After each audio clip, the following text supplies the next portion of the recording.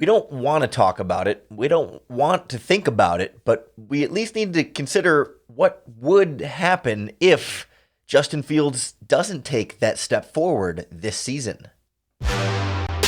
You are Locked On Bears, your daily Chicago Bears podcast. Part of the Locked On Podcast Network, your team every day.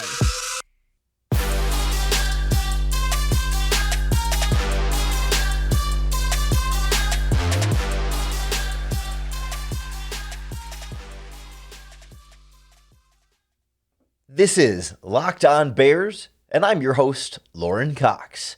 I'm here to bring you your daily, in-depth Chicago Bears news and analysis. You can follow me on Twitter at CoxSports1. You can follow the podcast on Twitter at Locked On Bears. You can like Locked On Bears on Facebook. Join the Locked On Bears Facebook group for even more Bears talk. And make sure you hit that subscribe button on the Locked On Bears YouTube channel to keep up with all of our video podcasts as well. Thanks for making Locked On Bears your first listen today. Today's episode is brought to you by Blue Nile. Make your moment sparkle with jewelry from BlueNile.com. Locked On Bears listeners get $50 off your purchase of $500 or more. That includes engagement. Just use our promo code LOCKEDON at checkout. On the show today, we have to prepare for the worst case scenario, or among the worst case scenarios.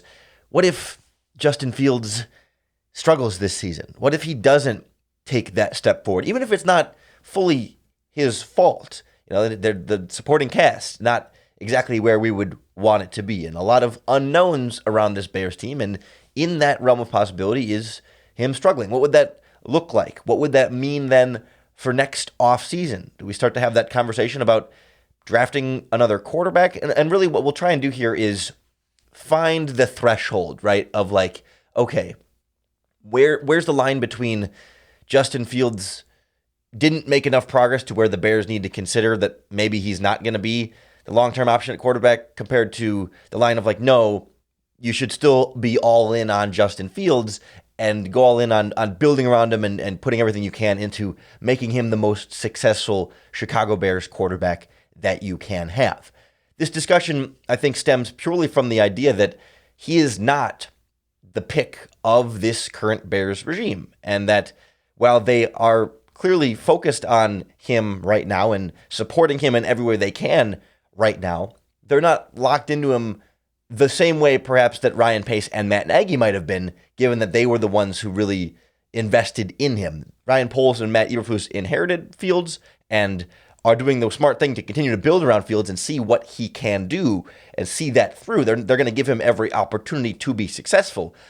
But what if he doesn't? What if he doesn't? And what if you have still lingering questions about the quarterback position going into 2023, the following season? Because when I look at this upcoming season for the Bears, we know the win total is not going to be the way to measure Justin Fields this season. We're not expecting double-digit wins. We're not even really fully expecting playoffs. We're more in that 5, 6, 7 type win range at this stage of the team building process because of how much they've had to sort of tear down and start to piece together some of the more long-term foundational pieces rather than the actual win now effort. So, Justin Fields could have a great season and the team could still win 6 games. And those things are not going to be super specifically tied together as far as wins equals whether or not Fields is the guy for the Bears in the long term. No.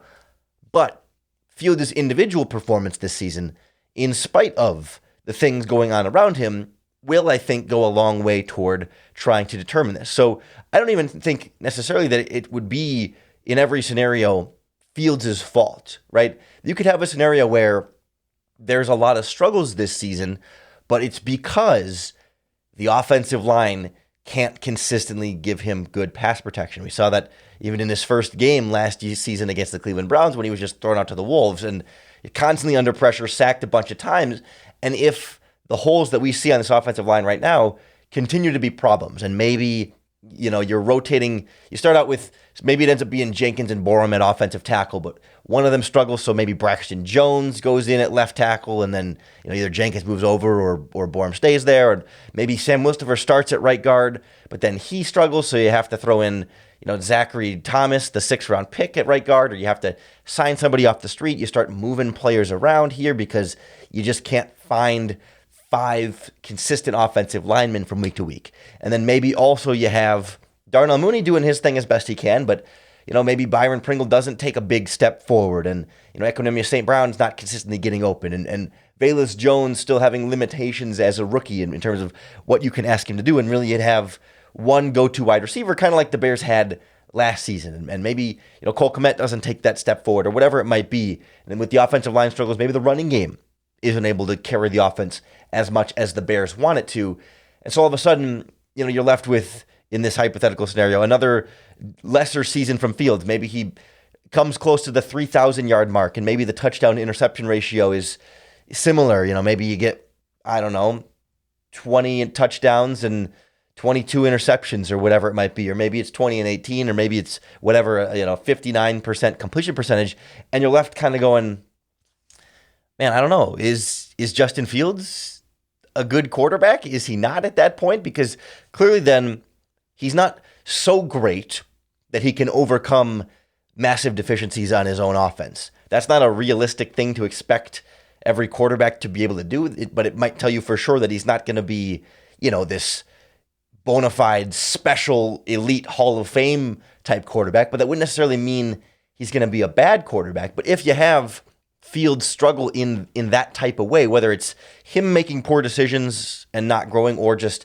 his supporting cast not being a set of circumstances that most quarterbacks could have much success with, then you're looking at a Bears team that's probably going to be, for sure, then a top 10 pick, if not a top 5 pick in the upcoming NFL draft. And then you have to wonder, when it's projected to be certainly a better quarterback class in 2023 than it was this past season in 2020, or this past offseason in 2022, you have a regime that didn't draft Justin Fields, with now a full season plus his rookie season, a season and a half or so of Justin Fields not thriving, and you're picking in the top 10, probably top 5, with potentially good quarterbacks there. All of a sudden you start to have that conversation, and we'll start to have that conversation a little bit more, specifically in this upcoming NFL draft, next on Locked On Bears. This episode is brought to you by our friends at rockauto.com. They are an online auto parts retailer who've been serving customers online for over 20 years. They've got everything you could possibly need for your vehicle, from engine control modules and fuel pump assemblies to the tough stuff, to the easier stuff like brake parts, motor oil, even new carpet. So whatever it is you're looking for your vehicle, rockauto.com is the place to go. They have a deep catalog that I don't think anybody online can match anywhere else. Everything you can need for your vehicle, but it's easy to sort through. You just enter in your car's make and model, and boom, you can quickly bring up all the different parts you need and sort by the brands, specifications, and prices you prefer. Those prices are particularly important because rockauto.com's prices are the same low price for everybody, not a special price tier for professional mechanics or do-it-yourselfers. Head over to rockauto.com, see all the parts available for your car or truck. When you check out, enter in our promo code. When you check out, they have a box that tells you that you fill in about how did you hear about us, and enter in the words "locked on" so they know that we sent you. Amazing selection, reliably low prices, all the parts your car will ever need. rockauto.com. If Justin Fields were to struggle this upcoming season, it would lead the Bears to fewer and fewer wins than we're already projecting, with maybe even Justin Fields playing well. That leads them potentially to a top 10 or maybe top 5 pick in that first round. And boy, would it be hard to potentially pass on a quarterback in that situation if you're at the stage where Fields hasn't proven to you that he is the guy. Because then at that point, if you were to draft a quarterback right away, you wouldn't even necessarily have to get rid of Fields right at that moment and trade him or whatever at a low value, but you could have a potential quarterback competition type thing where whatever quarterback you draft in the top 10 there does not have to be your week one starter. And then you can still continue to build around the quarterback position. We've talked about how the Bears cleared up a lot of salary cap space for this upcoming offseason next year to be able to sign offensive linemen, wide receivers, and other big pieces to put this Bears defense even further together. And part of the process with that, too, is that if the Bears don't win a lot this season and have an early first-round pick, they could also use that on a player to build around Justin Fields, like, a top wide receiver in the NFL draft or whatever it might be. If Fields isn't for sure, if you're not for sure that Fields is going to be that guy, it's hard to pass up that opportunity to potentially take another potential franchise quarterback high in the draft when you are a general manager and head coach that did not draft Justin Fields. And it's always easy to look ahead to the upcoming draft class and think it's always going to be a better quarterback class the next season. But I think there's at least with this year, we kind of saw the proof was in the draft in 2022 that it was not a strong quarterback class. Kenny Pickett goes in the first round, and then that's pretty much it. And even him, not specifically a highly touted prospect that everyone is super excited about. Nowhere near a consensus on A, who the individual top quarterback would be, but then B, who would even be a first-round quarterback in this draft. And like Malik Willis went from maybe even a top 5 pick to a third-round pick with just the way there was such a swing there. Next year's quarterback class, right now on paper, looks to at least be better than that. It will be better than this year. Comparatively to every other year, we won't know until these players actually really play these games and we see what they can be. But the early projections have names that already look better than some of the names that went into the draft this year, that if some of these quarterbacks had just skipped their upcoming seasons and gone in the draft, they would have gone better. And this is not a podcast to break down the quarterback prospects for next year, because that's 3 or 4 or 5 steps ahead of where we are now. But just know that, C.J. Stroud from Ohio State, Bryce Young from Alabama, you've got a couple other guys like Cam Ward from Washington State's kind of in this conversation, and the Florida kid, Anthony Richardson, as well. But we'll see how the actual season plays out before we start to crown all those guys as like top 10, top 5 picks or anything just yet. But it's to show that like there's a lot more excitement about that class. And if you're the Bears general manager in that spot and you're not sure exactly how Justin Fields will be because he had a second season of inconsistency, can you go all in on building around Justin Fields? Are you going to be drafting that high again in this type of quarterback class? If there's a quarterback there that you like, does Justin Fields, after 2 seasons of you don't know exactly what you get, does that preclude you from taking a quarterback in that spot? I really don't.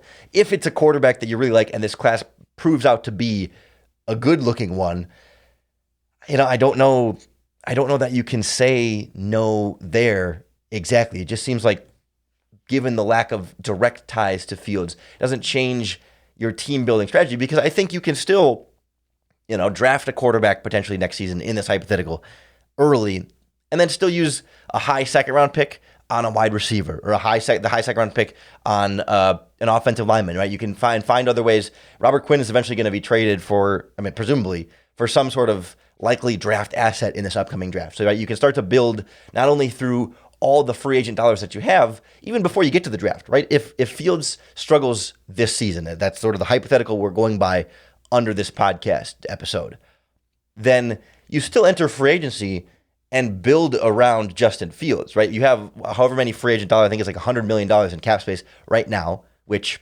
Roquan Smith contract extension at some point will eat up a chunk of that, and there's a couple other contracts that might end up playing into that at some point. But regardless, you're going to have quite a bit of salary cap space. And so even before you get to the NFL draft next year, after this potential Field struggle, you could still build largely around that quarterback position with wide receivers, with offensive line, with tight end, with defense, with that free agent dollars, and then still maybe draft the quarterback in the top 5 and have sort of built around the potential for both. And I really like the idea of keeping Fields and then also in that scenario drafting a quarterback and making it an open quarterback competition.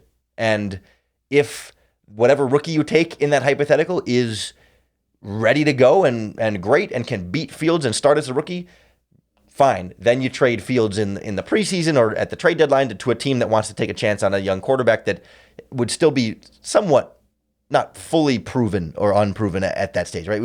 He would have been inconsistent for 2 seasons, which is enough to not keep you from drafting a quarterback, but it's not enough for the league to completely give up on Fields. So you might be able to get some value back down the line from there in that hypothetical, or you have still invested around the quarterback position and drafted this top quarterback, and maybe Fields starts, and maybe Fields plays well in year 3 because they've finally been able to, build this stuff around him, and then all of a sudden you might have 2 good quarterbacks on your hands, and all of a sudden that's a really, really valuable trade asset, whether at that point then you would trade Fields or trade the rookie who hasn't played, or you sit the rookie for a couple seasons and see how Fields does. I mean, that's a really good problem to have at that point.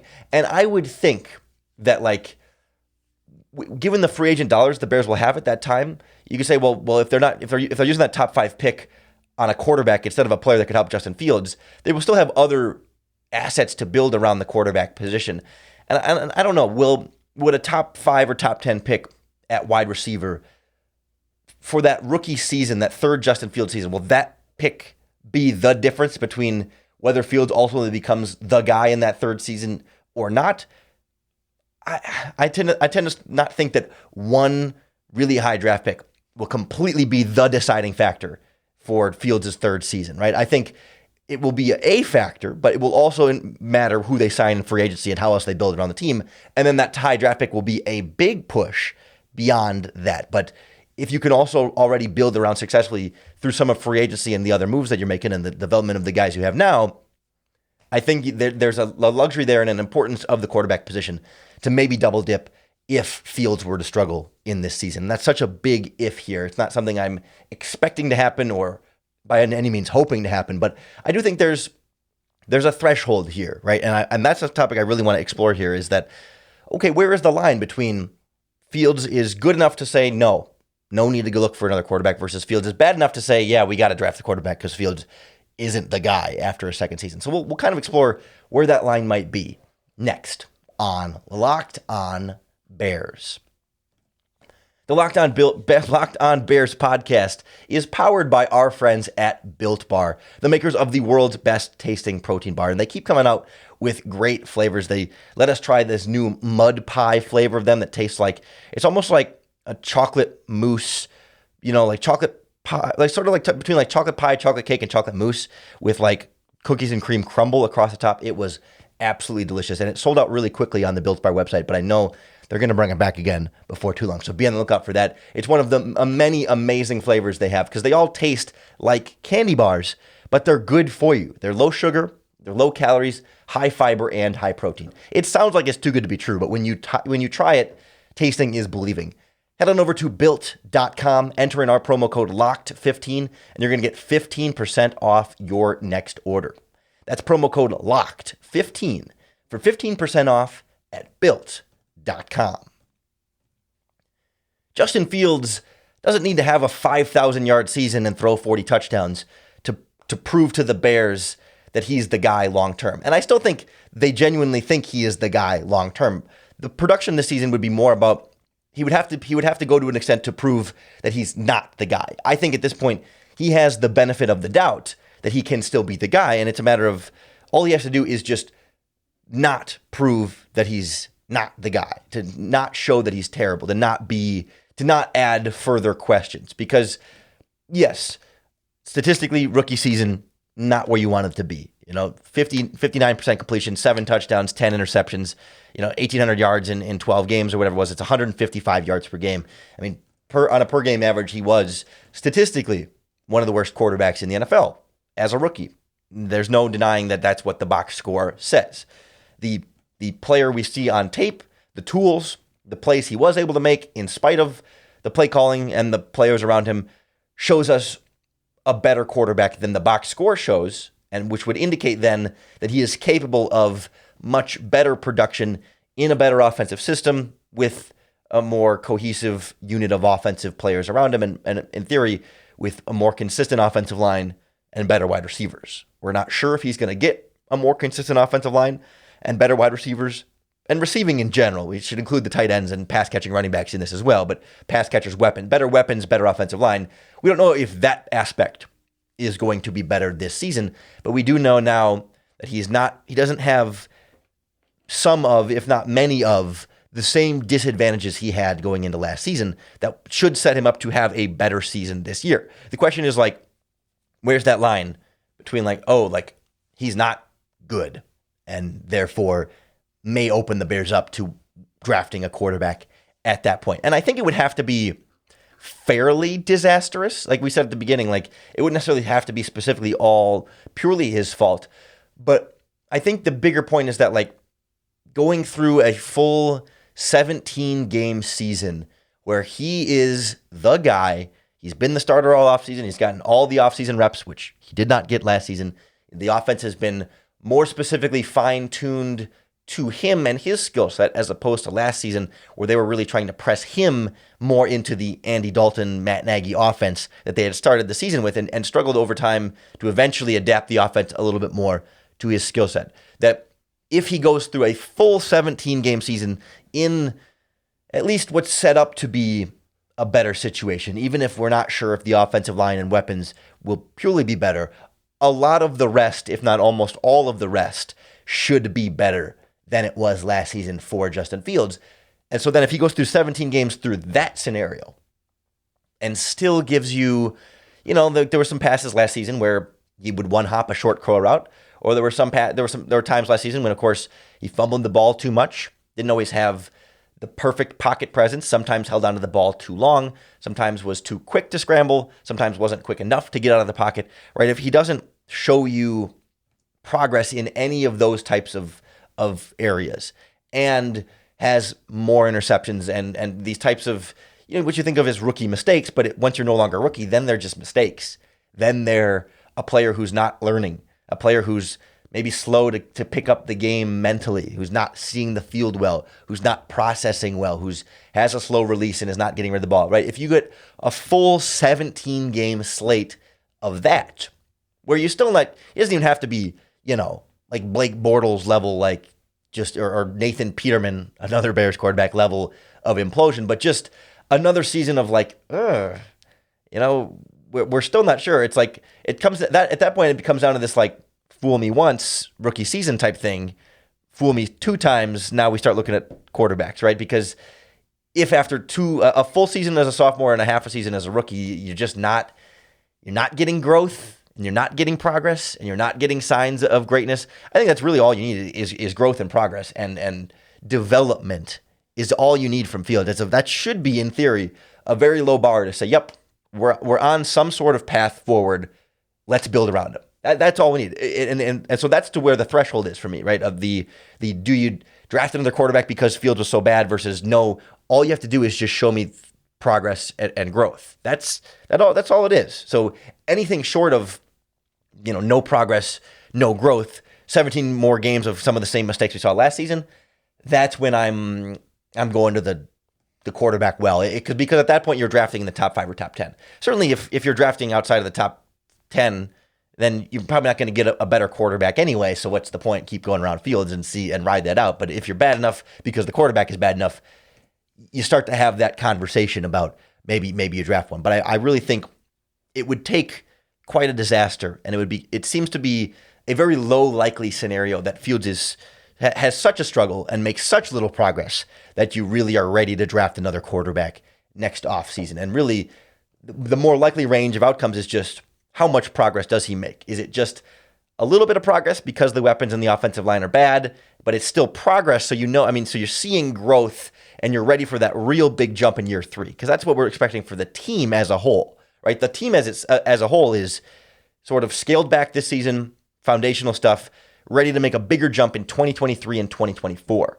So it should be, in theory, a similar expectation for Justin Fields. If you expect everybody else to maybe kind of slow down a little bit and not make a huge leap this year, but bigger leaps beyond, then I wouldn't be expecting Fields to make a huge leap this year if you're waiting for everybody else to make the huge leap the following season. So that's where I feel like, much like the rest of the roster, it's not about the wins, it's not about huge production, but it's about show me that you belong, show me that you're the foundation, show me that you can develop and grow with this team and be part of the long-term future here. And if you don't show me that, whether you're Justin Fields, you're a young offensive lineman, you're a young wide receiver or whatever, if you don't show me that you're young and developing and ascending and part of the future, then maybe you're gone this next offseason, or maybe you're replaceable this next offseason. It's not limited to that. Justin Fields is not excluded from that equation. It just seems much, much less likely for a guy like Justin Fields based on what we've seen from him so far compared to everyone else on the roster, given that Fields will finally get to be the starter all offseason, practice with the first team,